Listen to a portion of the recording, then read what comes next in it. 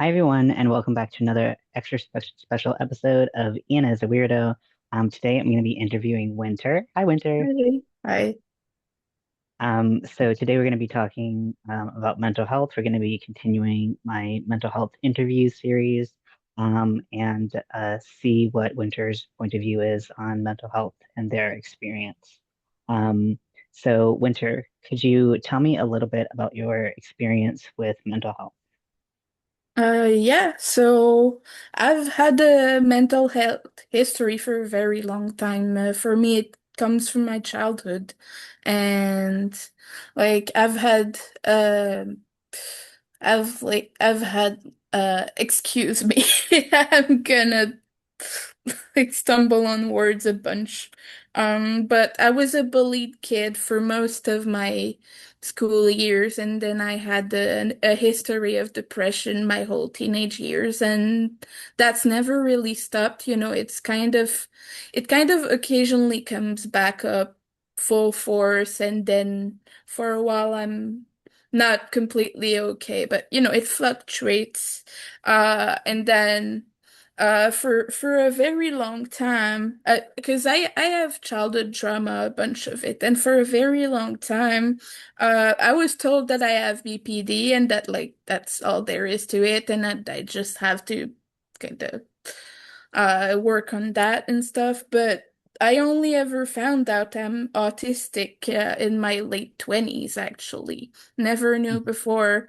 And then I went from there and uh now I just now it clicked that I have CPTSD and that I've been having, some trauma responses and stuff. I've been aware of that and consciously working on it for the past maybe 2 or 3 years or so. So that's my history with mental health. Yeah. I think a lot of people also don't realize um, that so many different things combined can look like Oh borderline yeah. personality disorder. Like CPTSD by itself can look a lot like it because they're both trauma informed Yeah, that's heavily. exactly.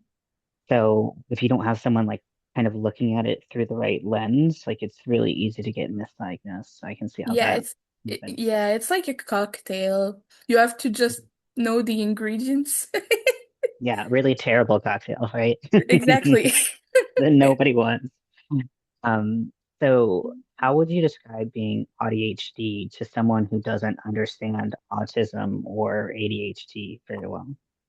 Yeah, I got a kind of a very perfect analogy for that. It's like you're experiencing two realities simultaneously. Like, on one hand, you think differently than neurotypical people, right? So you kind of have this different lens on everything. You approach problems differently, communication and everything. But at the same time, you always have to interpret things the other way because in your mind you know that you don't get the things the same way they do, and it's like it drives kind of a wedge, but you always have to compensate for that, so it's kind of like the two realities are not really touching each other and you're trying to make them touch really hard. I'm sorry, maybe cut that part.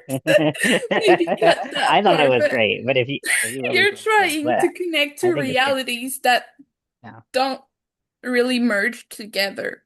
So, Yeah. And how do you feel that being neurodivergent affects your mental health or just affects mental health in general?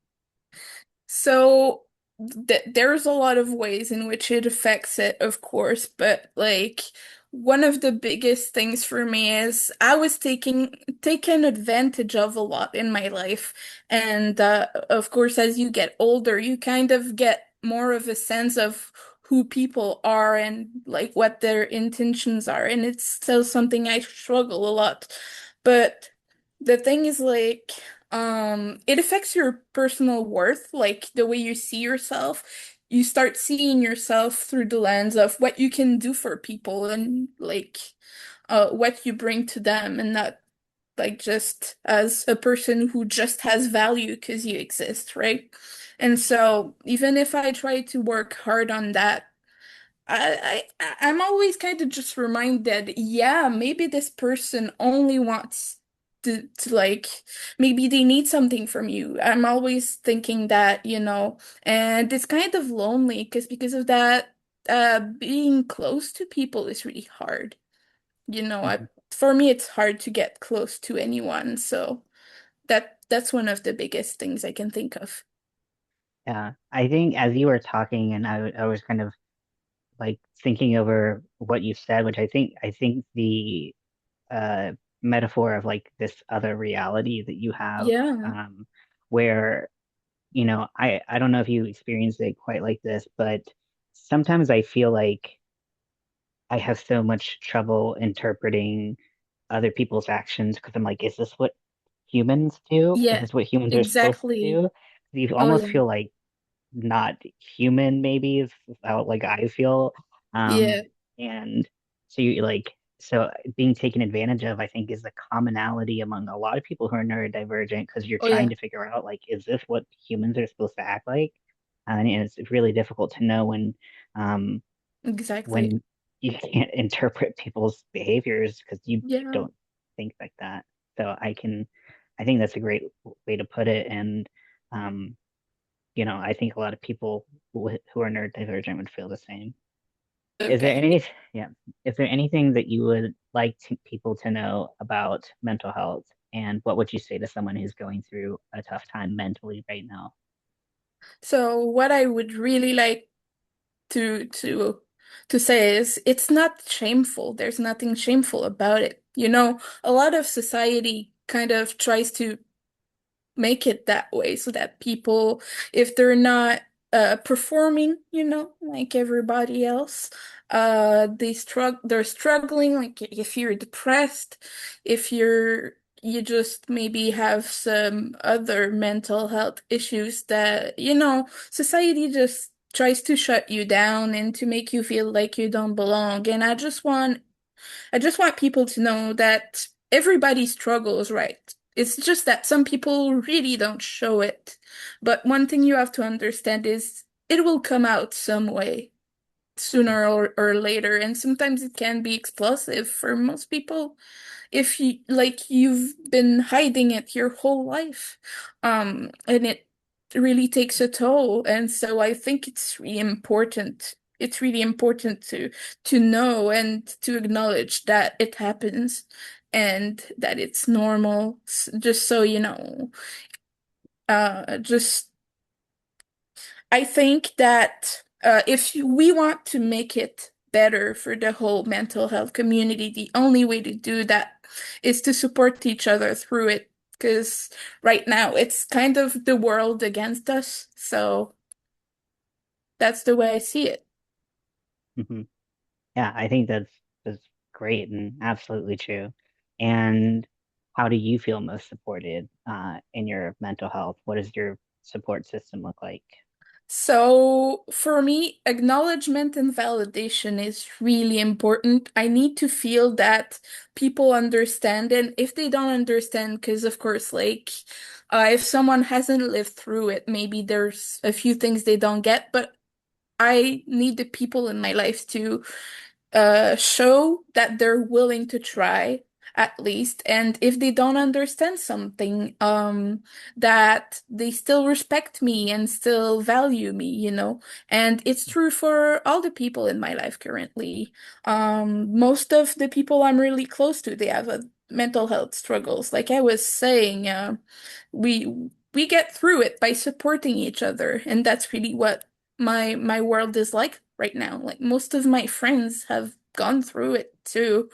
And while I'm not that close to my family, they're not really part of my support system, but uh and I'm gonna say this, okay, most people I'm really close to are online friends. And I've really found support through my crochet community and through the music community, and I'm really happy about that. I think that's Mm. great. And I think that that um as we grow up and as we get to pick our chosen family, I think that's something that's really something that queer people are really familiar with and have been for a long Absolutely. time. Um, and it's great to see other people adopt it and kind of Yeah. build their own communities like that. But I mean, who would have thought, pre-pandemic that we would have such strong connections Right. online and that most of our friends would be there. And it's amazing to see the connections that we can make there. So I mean, I'm the same way where like most of my friends are Yeah. online and every once in a while I get that whole like, oh, like it feels like I should be saying like, oh, I'm just going to my friends down the street. Right. I But have that but too. I'm like constantly like, isn't it weird that I don't like have in real life friends? And I'm like, I do. It's just we're all super busy, you know? yeah. Yeah.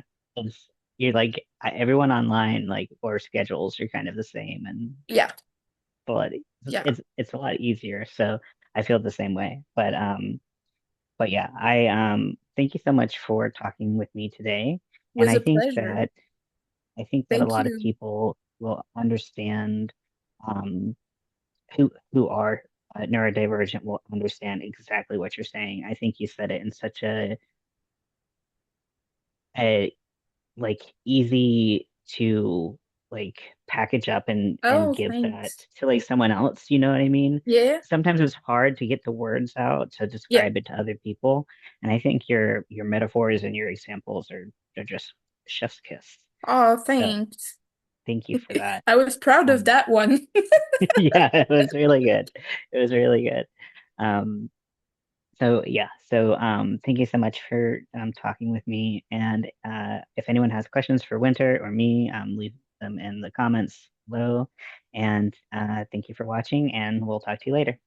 Bye. Bye.